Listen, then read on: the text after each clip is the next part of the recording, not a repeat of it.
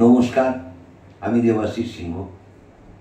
পুজোর পর এই আজকে সময় হলো, একটু বসতে পারলাম, তাও বেশিক্ষণ হবে না। হ্যাঁ, আমার ছেলে ও খুবই ব্যস্ত, ওকে তাড়াতাড়ি ছেড়ে দিতে হবে।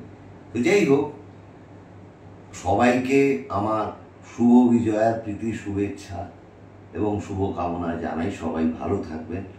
আর আজকে প্রকৃতি শরৎ থেকে এই গানটি দিয়ে শুরু করছি।